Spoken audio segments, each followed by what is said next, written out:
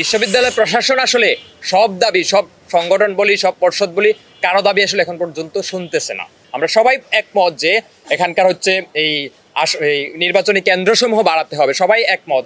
আমরা মনে করি যে বিশ্ববিদ্যালয় প্রশাসন আসলে চায় না বিশ্ববিদ্যালয়ের সকল শিক্ষার্থী ভোট দেখ, বরং হচ্ছে সে চায় কিছু সংখ্যক শিক্ষার্থী ভোট দেখ, বাকিরা যাতে না দেখ। এর কারণেই দেখা যাচ্ছে, দেখেন আপু, এই প্রত্যেক পর্ষদেরই নিজস্ব দাবি নিশ্চয়ই আছে, এবং প্রত্যেক পর্ষদেরই নিজস্ব নিজস্ব দাবি আছে।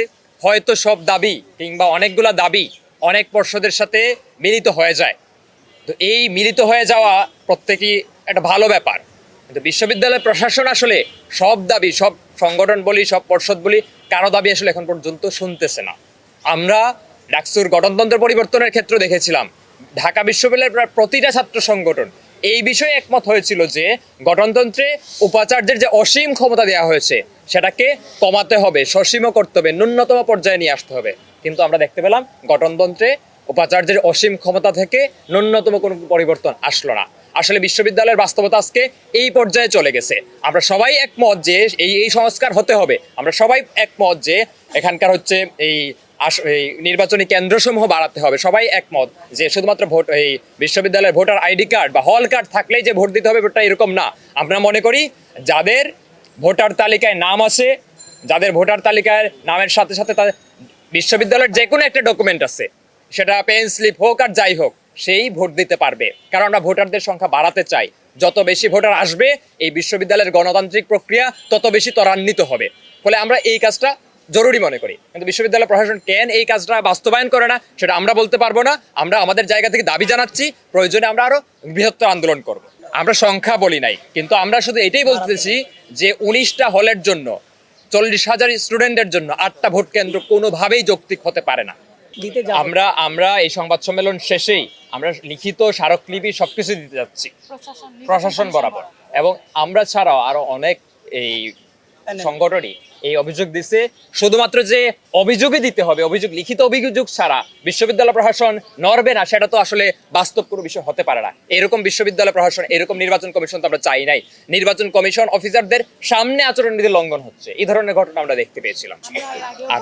আমি একটু বলি ভাই, আমরা কিন্তু শুরু থেকে ভোট কেন্দ্র বাড়ানোর কথা বলে আসছি, এবং শুধু আমরা না, প্রত্যেকটি যারা প্যানেল আছেন, যারা প্রার্থী আছেন, সবাই এই কথাটি বারবার করে বলে আসছেন। আসলে 19-এর ডাকসু নির্বাচনটা আমরা যদি একটু স্মরণ করি, 19টি ভোট কেন্দ্র থাকার পরেও কিন্তু 4টা পার হয়ে গিয়েছিল ভোট কাস্টিং করতে, এবং মানে সেই সময়ের যে সংকটগুলো, আমরা আশা করেছিলাম যে এবার ভোট কেন্দ্র হয়তো আরো বাড়বে, সেখানে আসলে এত কমিয়ে দেওয়া, এবং গতবারের যেই মানে সমস্যাগুলো হয়েছিল, লাইন জ্যামিং বলেন বা আরো নানান রকম যে সমস্যা, অনেক দীর্ঘ সময় লাইনে দাঁড়িয়ে থাকতে থাকতে ভোটাররা বিরক্ত হয়ে গিয়েছিলেন, কেউ কেউ চলে গিয়েছিলেন।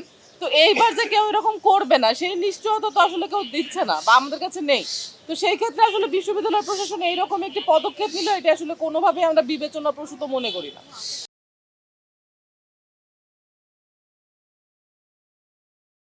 আমরা মনে করি যে বিশ্ববিদ্যালয় প্রশাসন আসলে চায় না বিশ্ববিদ্যালয়ের সকল শিক্ষার্থী ভোট দেখ, বরং হচ্ছে সে চায় কিছু সংখ্যক শিক্ষার্থী ভোট দেখ, বাকিরা যাতে না দেখ। এর কারণেই দেখা যাচ্ছে যে ভোট কেন্দ্র কমানো সহ যে ভোটারদের যে মানে আগমনকে কেন্দ্র করে নানান ধরনের বাধা দেখা যাচ্ছে। যে প্রথম দফায় সরানো হলো যে ভোট আইডি কার্ড ছাড়া কোনোভাবেই হচ্ছে ভোটার মানে ভোট দিতে পারবে না, এই ধরনের নানান আলোচনার সামনে ছড়ায় দেওয়া হলো। ফলে এক ধরনের ভীতিকর অবস্থা তৈরি করা হচ্ছে। কিন্তু আমরা মনে করি এটা হয়তো বিশ্ববিদ্যালয় প্রশাসন আসলেই নির্বাচন বিষয়ে খুব বেশি আন্তরিক না। যদি সে আন্তরিক হতো, সকল চেষ্টা, সর্বোচ্চ চেষ্টাটাই করতো একটা সুষ্ঠু নির্বাচন হওয়ার জন্য, এবং সে স্বপ্রণোদিত হয়ে উদ্যোগী হয়ে কাজগুলো করতো। কিন্তু অভ্যুত্থানের একটা প্রশাসন এখন বসে আছে, গণ অভ্যুত্থান পরবর্তী প্রশাসন, যেখানে ডাকসু নির্বাচনের আয়োজনের ক্ষেত্রে এত ঢিলেমি করতেছে, এত কেয়ারলেস অবস্থা দেখাচ্ছে, সেটা আমাদের জন্য খুবই দুঃখজনক একটা ব্যাপার। দেখেন, কোনো দল দ্বারা প্রভাবিত কিনা সেটা আমি তো বলতে পারবো না, কিন্তু আমি বলতে পারবো যে বিশ্ববিদ্যালয়ের রিটার্নিং কর্মকর্তারা যা কাজ করতেছেন সেই কাজটা এই বিশ্ববিদ্যালয়ের মানে ডাকসু নির্বাচন আয়োজনের ক্ষেত্রে সুষ্ঠু যে প্রক্রিয়া, সেই প্রক্রিয়ার বাধাগ্রস্ত করবে কিংবা ত্বরান্বিত করবে না। বাধাগ্রস্ত যদি নাও করে, যে আরো সুষ্ঠুভাবে যে নির্বাচন, সেই নির্বাচন হওয়ার ক্ষেত্রে খুব একটা ভূমিকা পালন করবে না। যেইভাবে আমরা দেখতে পেয়েছিলাম যে নির্বাচন কমিশন অপরাধের সাথে সংশ্লিষ্ট শিক্ষার্থীদেরকে, এই সন্ত্রাসীদেরকে আসলে নির্বাচন কমিশনের যে এই নমিনেশন কিংবা হচ্ছে প্রার্থিতা সেটা বাতিলের ক্ষেত্রে কোনো ভূমিকা পালন করে নাই। হ্যাঁ, কিন্তু এই অভ্যুত্থানের মাধ্যমে কিন্তু গঠিত হয়েছে তারা। ফলে এটা আসলে প্রশ্নবিদ্ধ থেকে যায়। দেখেন তার উদ্যোগগুলো, দেন নির্বাচন কমিশনের উদ্যোগগুলো যদি দেখেন যে ভোটার যত আগমন ঘটবে ততই হচ্ছে বিশেষ বিশেষ রাজনৈতিক দলের জন্য সেটা অসুবিধার কারণ হয়ে দাঁড়াবে।